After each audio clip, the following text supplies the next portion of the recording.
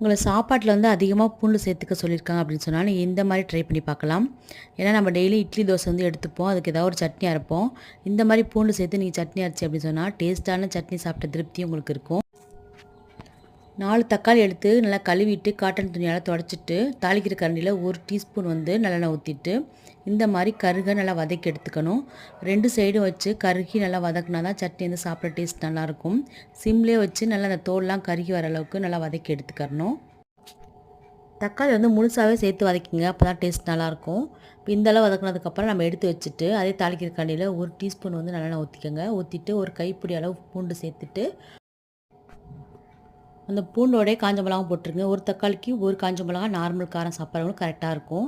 நீங்க அதிகமா காரம் சாப்பிட்டா 2 சேர்த்துக்கங்க. சேர்த்துட்டு பூண்ட முதல்ல அரைச்சிட்டு, அதுக்கப்புறம் தக்காளிய அரைச்சுக்கங்க.